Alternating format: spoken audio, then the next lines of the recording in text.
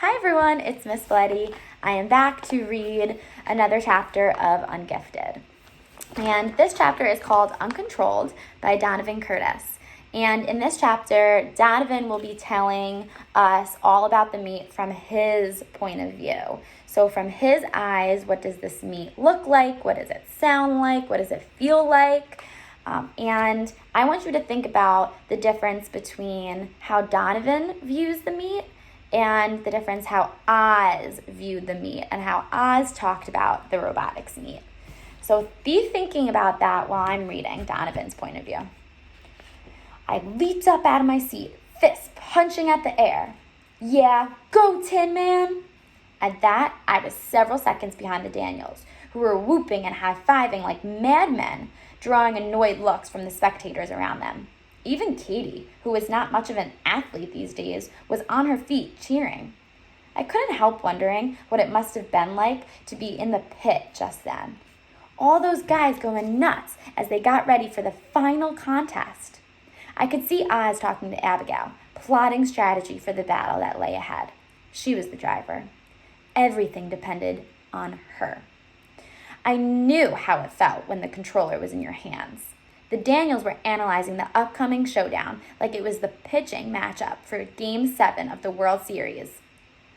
Obviously, Tin Man is best robot, Nussbaum expounded. If he wasn't, we wouldn't have won the auto-directed competition. Yeah, but Cold Spring Harbor was been pulling further ahead of us every single round, Sanderson worried. If we can't pick up our driving, we're toast. Considering those guys had come to make fun of the parts of the meat they didn't sleep through. They seemed pretty involved in it now. It took about 20 minutes to set up the grand finale, which involved having the robots placed inflated rings of different sizes onto strategically placed pegs. It was the bread and butter of any meat, and we had practiced it endlessly. Each ring carried a different point value. Also, the round would be timed with bonuses for early completion. It would be tough driving, but there was reason to be hopeful. You had to be constantly aware of what balance of speed and accuracy would get you the most points. A guy like Noah could spit out calculations like that faster than a computer. A tense silence fell in the auditorium as the 4 robots were moved into their positions on the floor, standing beside Cold Spring Harbor's gleaming Potzilla. Poor Tin Man looked like a soapbox racer next to an Indy car. Albert Einstein's banana barely reached the lowest position of the front runner's lifting arm. Tin Man versus Potzilla. David versus Goliath. The whistle blew and they were off. Chloe slipped a green ring around one of Tin Man's lifting forks, and our robot started across the course. The 4 competitors placed their first rings successfully, but Abercrombie Prep was beginning to fall behind as they came back for more. Let's go, Tin Man, barked Sanderson. You can do it, dude, Nussbaum added. I held my breath when I saw the next ring. It was one of the black ones. Small ring, small hole. Harder to handle, but with the highest point value. Orchard Park wasted precious seconds tightening a loose wheel. Tin Man lumbered back toward the pegs.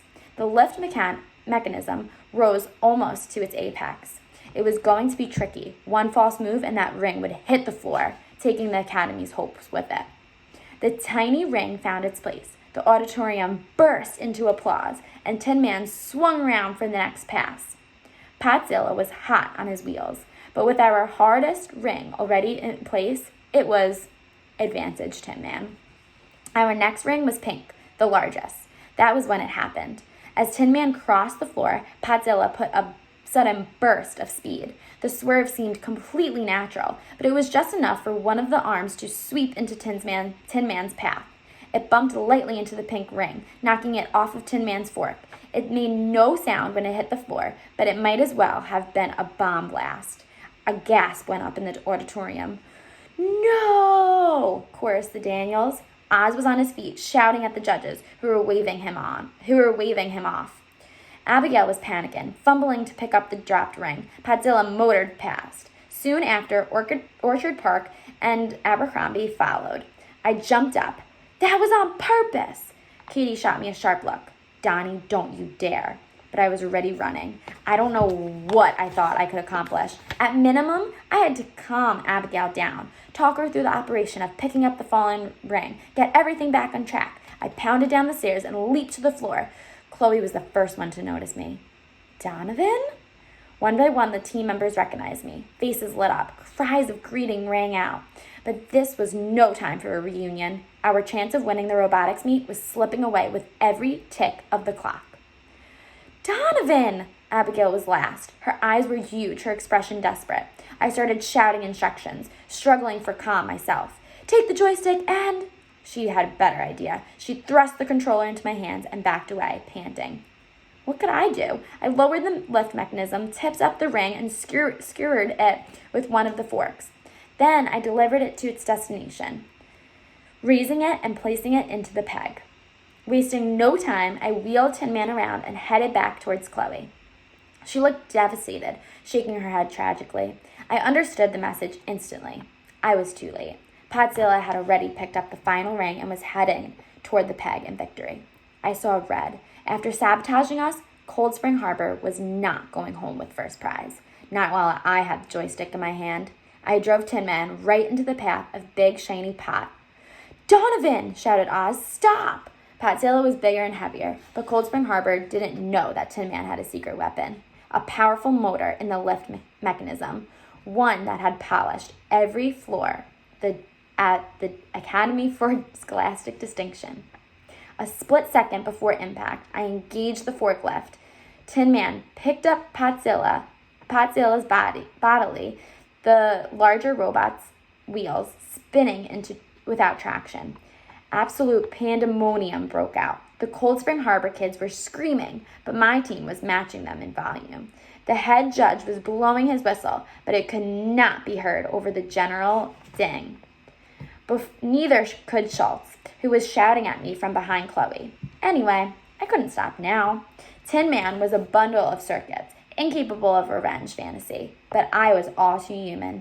Cold Spring Harbor's driver was trying to free Podzilla by thrashing with its lifting arms. I needed to act fast. Tin Man had been designed for competition, not combat. So I had to improvise a little. I swiveled 90 degrees, and using Podzilla as a battering ram, I charged the scorer's table. Oz hollered, Donovan! Came out in a 10-syllable word. But I was committed. The judges scrambled for cover as I slammed the big pot right into the steel-reinforced corner of the table. Podzilla bounced off, dented.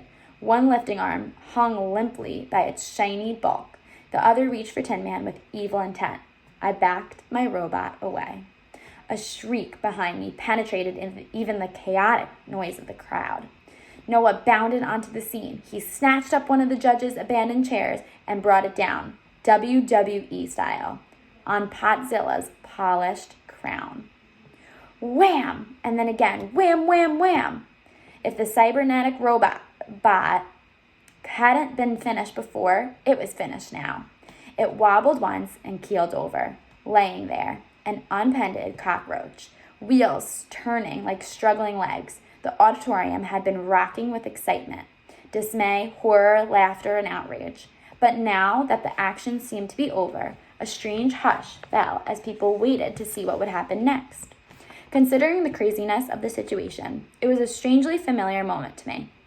The impulse act was over, but the consequences had not yet descended on my head. It was as if time had ground to a halt, and we were all frozen there. What the future held, I couldn't predict, but I had a sense that it had something to do with Dr. Schultz, pushing through the throng toward me, his face a thunder cloud. A high-pitched voice suddenly cut through the eerie silence. Donnie! It was Katie struggling down the grand steps. Donnie, it's time! I was so wrapped in insanity that I wasn't even thinking straight. Time for what? Chloe wasn't like me. She was in the gifted program, for real. The baby! She exclaimed. Katie's having the baby! All right, that takes us to the end of that chapter. So, craziness just went on at the competition, at the robotics competition. And I asked you to think about what the difference would be if Donovan was telling the story, which he was, and then how would Mr. Oz tell the story? So think about it, write about it. How do you think this chapter would be different if Mr. Oz was telling the story?